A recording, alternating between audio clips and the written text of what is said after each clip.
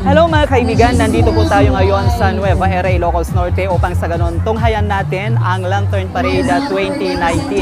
At sa lahat ng mga hindi pa nakasubscribe sa aking YouTube channel, subscribe na po kayo. Joey Cordero Chiaris po.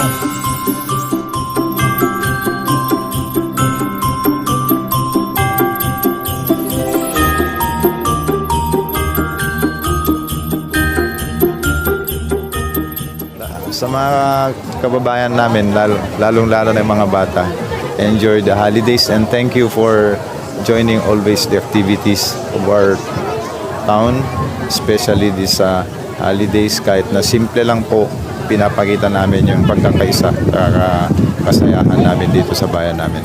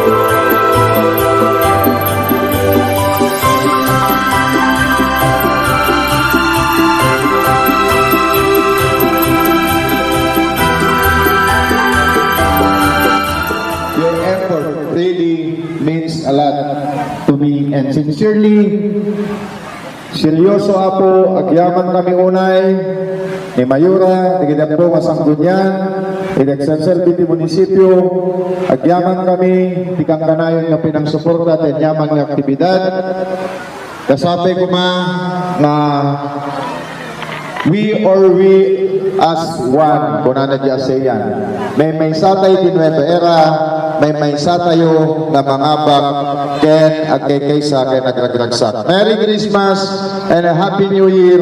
Doon bigat mga rugimanen tayo parambak ti plaza Inaldaw bagin to ti Santo Niño kabitaoran amin ng eskwela ken kastamet ti bumarangay dito ito nga rin nabii tono maminsang aldaw kabitaoran sa Aknam, Karay, and Barikir, then Tono 18, Nagilian, Garnaden, and Bugayong, Tono 19, Ugis, Barangubong, and Poblasyon. So, tuloy-tuloy, tingganan to the New Year, then our fiesta will be 8, 9, 10, 11, di fiesta tayo, Piili. So, tuloy-tuloy din celebration.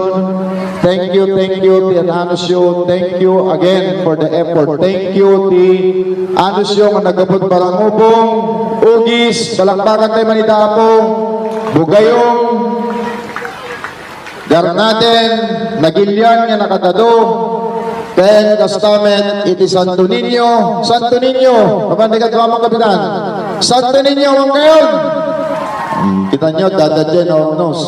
Kabitauran, Taray,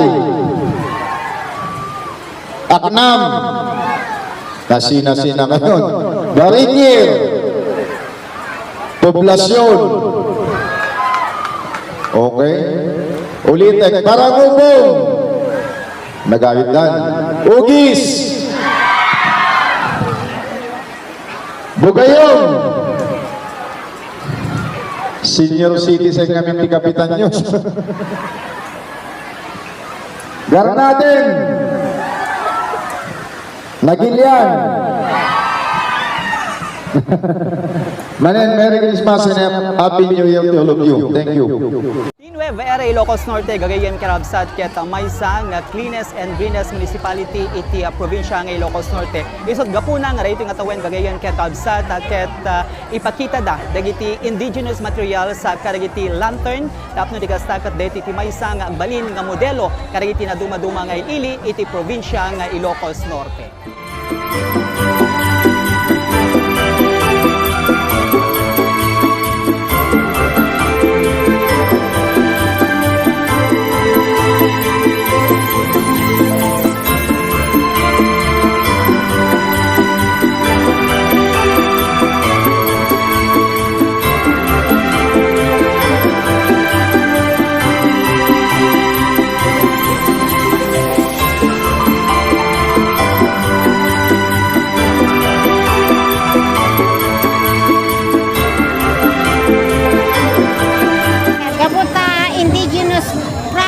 Kung material ko na ni Apo Mayor ni Sir, idi nagmi-meeting ti konseho ti munisipyo, kati product ni Jekaray, unas. Iso kinaramid mismo Sir, ngam gaputa, awam mo ti available nga bulong na nga napintas, nano ikami ti green iso nga ada live nga unas. Iso nga nagpanunod kami mo ti sabali nga maipanita tapno no kaslang kumintas matahan mat nga necessary nga dayel at product mi isot ipan mi. So gaputa kasja iso nga napintas sa dagiti kapkabati ti tabantay ko nami Sir. Tabaw-tabaw ko na damo detam actually kanyak hangkong amo ide. Kung ano tabaw-tabaw ko nagtatadyak amo. Manong Aldo yung inaramid? Walang Sir, baka 3 days. 3 days lang. Yun. Ngam, dati basement Sir, at the basement ngamin isulat. Di last year manen. Can recycle yun lang. Dito tikay ko sa unser, dito stand na, dito stand. Dati Sir, tapnon di kam kanay nga agaramid. Iso nga tilang sukat-sukatan min dito cover na.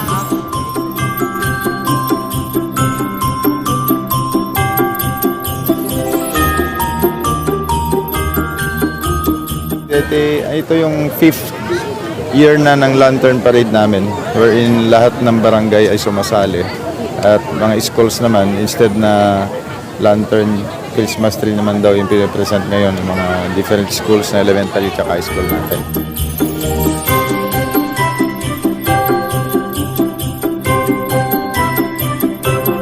Oo, yung kailangan nilang mag-recycle at naumpisan na kasi lalong-lalo ng mga eskwelahan. In fact, last week, pinapunta ko lahat ng mga barangay officials natin sa bawat school campus para i-replicate din yung mga ginagawa ng mga school campus natin.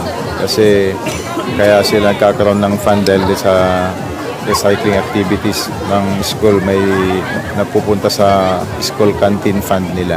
Kailangan natin ng zero waste kung pwede. Lalong-lalo na umiikot na naman po kami sa bawat barangay at eskwelahan dahil gusto namin maging aware talaga yung mga tao. Nasisira na yung kapiligiran natin because of climate change, global warming. Kaya this is not only a concern of one government agency such as DNR, but this is a concern of everybody. Lalo-lalo yung mga bata, habang bata pa sila, dapat aware na sila kung anong nangyayari. Sa mga kababayan namin, lalong-lalo na yung mga bata, enjoy the holidays and thank you for joining always the activities of our town, especially this holidays. Kahit na simple lang po, pinapakita namin yung pagkakaisa, kasayahan namin dito sa bayan namin. Sir, after na napailawan po, open ba sa public at anong oras po ito? Ay, oo. Every afternoon na yan, 6 o'clock hanggang magdamag na yan, nakailaw na yan. Kasi beginning tomorrow after the Lantern Parade, meron na kaming parang Bhakti Plaza, di Pascua. Every night, tuloy-tuloy, bawat barangay tsaka eskwelahan, pupunta po sila dito para magkakaroon kami ng activity may mga shows, at mga Christmas program dito sa plaza namin. Sir, bukas ay magsimula na yung simbang gabi. May ibang activity ba dito sa Nueva Ecija? Of course, the simbang gabi, aside from pupunta sila sa church, yun nga, gabi-gabi nandito yung mga tao. May program kami from 6 o'clock to 11 or to midnight. Meron kaming program dito sa plaza.